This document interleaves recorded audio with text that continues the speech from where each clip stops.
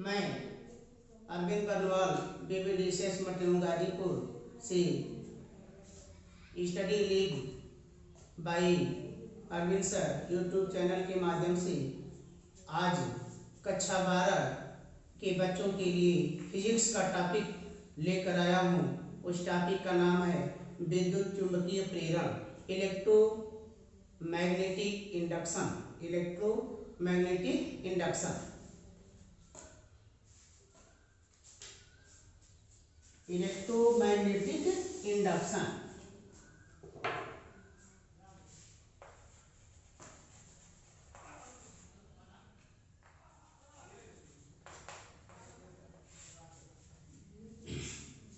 अब इसमें विद्युत चुंबकीय प्रेरण के सिलेबस में पहला टॉपिक हमारा चुंबकीय फ्लक्स,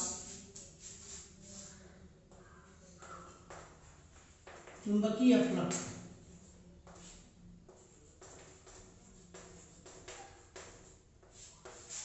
मैग्नेटिक फ्लक्स,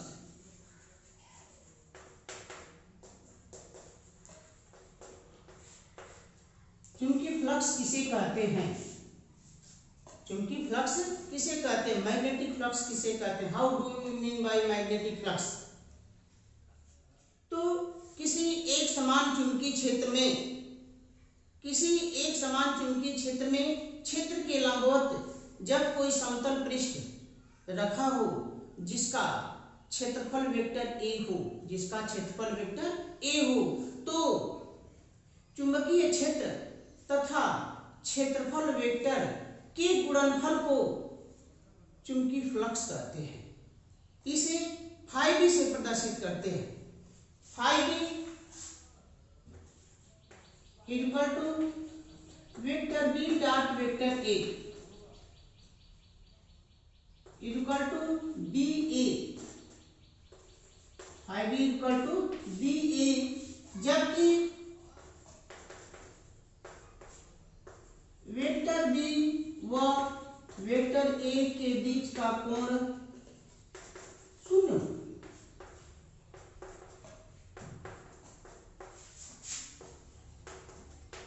बीच का कोण शून्य। और इसकी परिभाषा समझे। जब किसी एक समान चुंबकीय क्षेत्र में, किसी एक समान चुंबकीय क्षेत्र में क्षेत्र के लंबवत कोई समतल पृष्ठ जिसका क्षेत्रफल वेक्टर a हो, तो चुंबकीय क्षेत्र तथा क्षेत्रफल वेक्टर के गुणनफल को चुंबकीय फ्लक्स कहते हैं। इसे फाई बी से प्रदर्शित करते हैं। Phi B equal to vector b dot vector a। यदि b व a के बीच का कोण शून्य हो तो phi B equal to B A. यदि क्षेत्रफल वेक्टर चुंबकीय क्षेत्र से थीटा कोण पर, यदि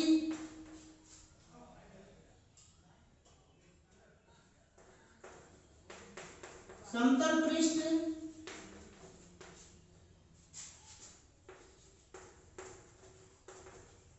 चुंबकीय क्षेत्र से थीटा कोण पर हो, थीटा कोण पर हो, तो चुंबकीय फ्लक्स की परिभाषा के अनुसार phi B equal to vector B dot vector A, phi B equal to vector B dot vector A equal to B A cos theta. यह फार्मूला हमारा तब लगता है जबकि चुंबकीय क्षेत्र से थीटा कोण पर वह पृष्ठ हो। अब हमको ज्ञात करना है कि चुंबकीय फ्लक्स का मात्रक व उसकी बीमा क्या होगी। चुंबकीय फ्लक्स का मात्रक व उसकी बीमा क्या होगी। अब हमारा चुंबकीय फ्लक्स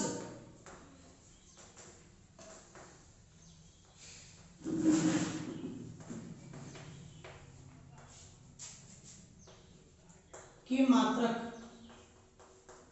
एवं बीमाएं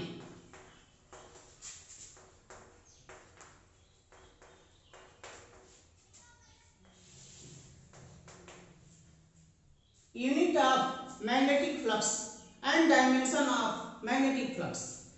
चूंकि जैसा कि हम सूत्र जानते हैं कि phi B equal to B into A, चूंकि phi B equal to B into A, तो फाई का मात्रक इक्वल टू बी का मात्रक गुणे ए का मात्रक। चूंकि बी चुंबकीय क्षेत्र है, चुंबकीय क्षेत्र का मात्रक होता है न्यूटन प्रति एम्पियर मीटर, न्यूटन प्रति एम्पियर मीटर, और ए क्षेत्रफल है तो क्षेत्रफल का मात्रक होता है मीटर स्क्वायर। यह आ जाएगा न्यूटन प्रति एम्पियर मीटर गुणे मीटर स्क्वायर। तो मान हो जाएगा हमारा न्यूटन मीटर प्रति एम्पियर। यह चुंबकीय फ्लक्स का मात्रक हो जाता है कि न्यूटन मीटर प्रति एम्पियर, या इसे हम वेबर भी कहते हैं। चुंबकीय फ्लक्स का मात्रक वेबर भी होता है। अब चुंबकीय फ्लक्स की विमा, तो फाई की विमा इक्वल टू बी की विमा इंटू ए की विमा। जैसा कि पिछली कक्षा क्लास 11 में आप बीमा पढ़ चुके हैं, तो बीमा बी की बीमा यानी चुंबकीय क्षेत्र की बीमा, तो चुंबकीय क्षेत्र की बीमा तो M T power -2 A power -1 और क्षेत्रफल ए की बीमा एल स्क्वायर। यह हो जाएगा M T power -2 A power -1 और एल स्क्वायर। तो अब इसे हम एक साथ कर देंगे तो यह मान हो जाएगा हमारा M L square T power -2 A power -1। यह हमारी फाई यानी चुंबकीय फ्लक्स की विमा हो जाएगी M L square T power -2 A power -1। हमारा मेन टॉपिक है जो लेसन का शीर्षक है विद्युत चुंबकीय प्रेरण, उसकी परिभाषा। हेडिंग विद्युत चुंबकीय प्रेरण।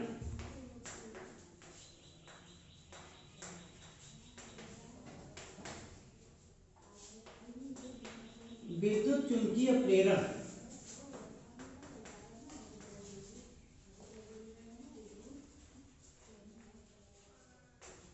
Electromagnetic flux induction.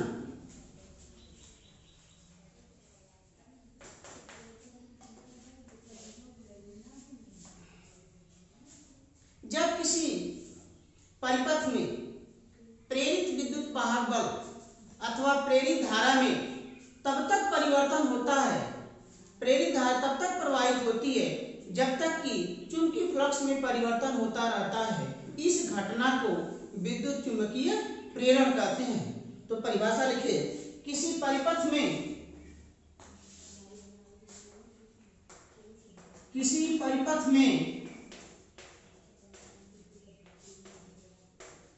प्रेरित विद्युत वाहक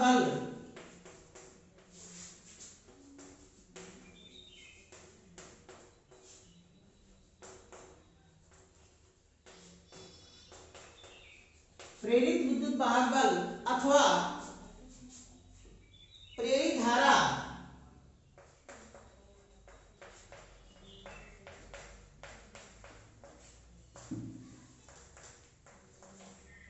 विद्युत चुंबकीय प्रेरण इलेक्ट्रोमैग्नेटिक इंडक्शन। परिभाषा इसकी हो जाएगी, किसी परिपथ में प्रेरित विद्युत वाहक बल तथा प्रेरित धारा, किसी परिपथ में प्रेरित विद्युत वाहक बल तथा प्रेरित धारा तभी तक विद्यमान रहते हैं जब तक चुंबकीय फ्लक्स में परिवर्तन होता रहता है। इस घटना को विद्युत चुंबकीय प्रेरण कहते हैं। अब विद्युत चुंबकीय प्रेरण की परिभाषा फिर से समझें कि किसी परिपथ में प्रेरित विद्युत वाहक बल तथा प्रेरित धारा तभी तक विद्यमान रहते हैं जब तक चुंबकीय फ्लक्स में परिवर्तन होता रहता है।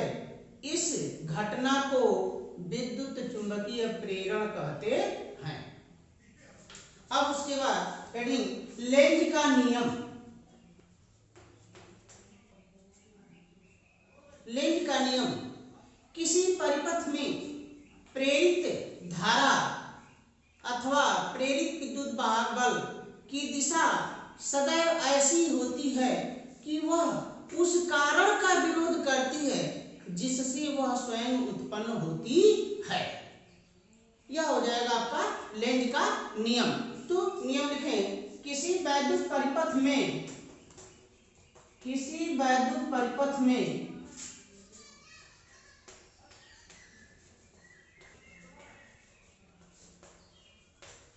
प्रेरित धारा अथवा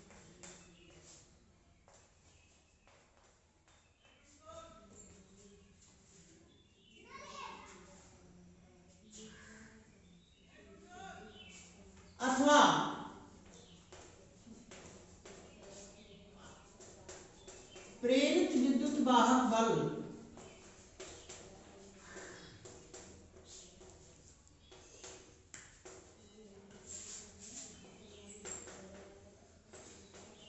की दिशा सदैव ऐसी होती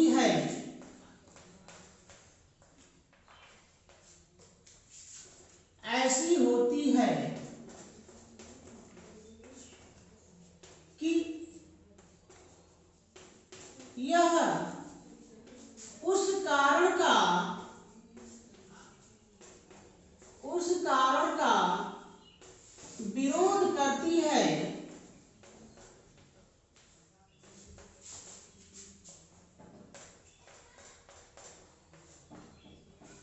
विरोध करती है जिससे स्वयं उत्पन्न होती है।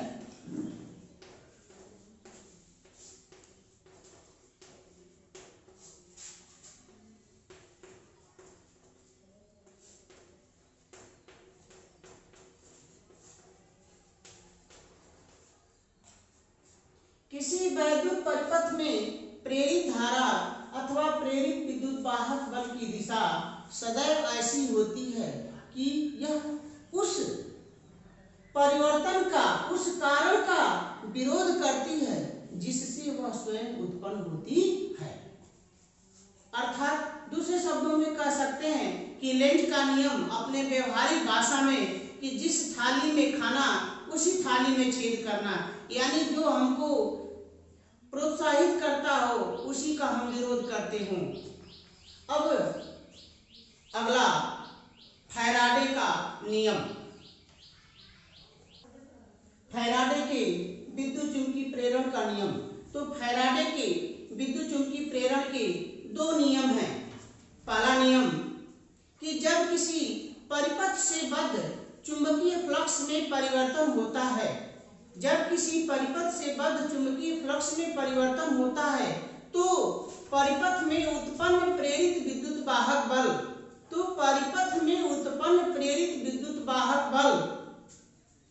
चुंबकीय फ्लक्स परिवर्तन की ऋणात्मक दर के बराबर होता है। कैसे नियम समझे? जब किसी परिपथ से बद्ध चुंबकीय फ्लक्स में परिवर्तन होता है तो परिपथ में उत्पन्न प्रेरित विद्युत वाहक बल चुंबकीय फ्लक्स में परिवर्तन की ऋणात्मक दर के बराबर होता है। प्रथम नियम,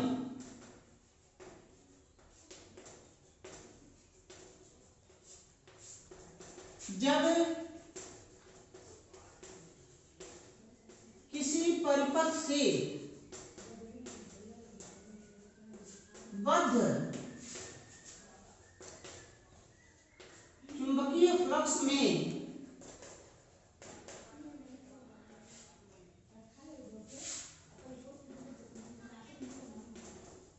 चुंबकीय फ्लक्स में परिवर्तन होता है,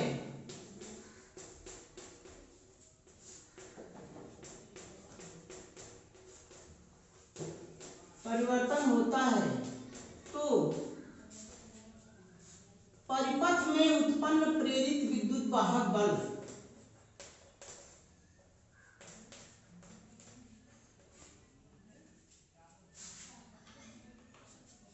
परिपथ में उत्पन्न प्रेरित विद्युत वाहक बल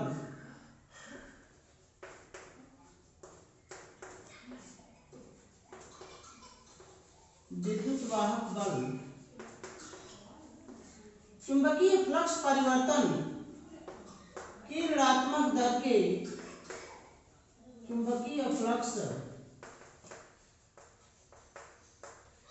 परिवर्तन की ऋणात्मक दर के बराबर होता है।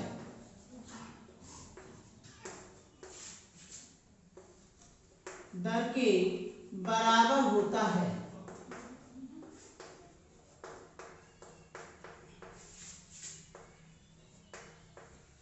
इसी नियम को हम न्यूमैन का भी नियम कहते हैं। न्यूमैन का अगर नियम पूछा जाए तो फैराडे का विद्युत चुंबकीय प्रेरण का प्रथम नियम ही न्यूमैन का नियम है। अर्थात न्यूमैन का नियम हम इस प्रकार कह सकते हैं कि जब किसी परिपथ से बद्ध चुंबकीय फ्लक्स में परिवर्तन होता है तो परिपथ में उत्पन्न प्रेरित विद्युत वाहक बल चुंबकीय फ्लक्स परिवर्तन की ऋणात्मक दर के बराबर होता है। E बराबर minus delta phi B upon delta T.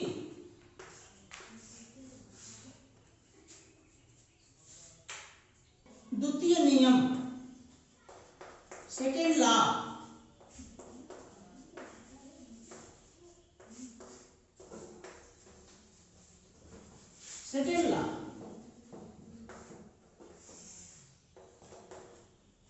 Faraday का विद्युत चुंबकीय प्रेरण का द्वितीय नियम लेंज का नियम ही कहलाता है। जैसे कि किसी परिपथ में उत्पन्न प्रेरित विद्युत वाहक बल अथवा प्रेरित धारा की दिशा सदैव ऐसी होती है कि वह उस कारण का विरोध करती है जिससे वह स्वयं उत्पन्न होती है। किसी परिपथ में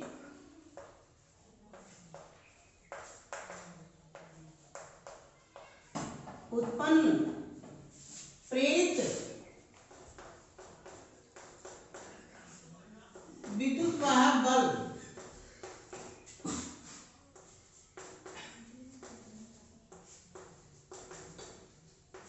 अथवा प्रेरित धारा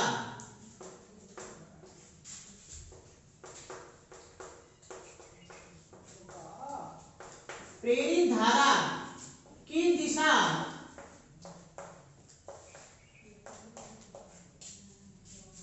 सदैव ऐसी होती है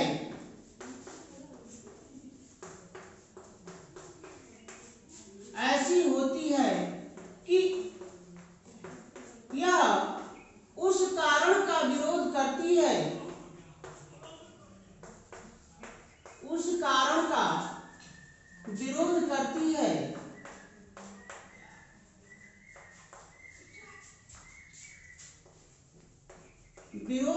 है, जिससे यह उत्पन्न होती है, जिससे यह स्वयं उत्पन्न होती है।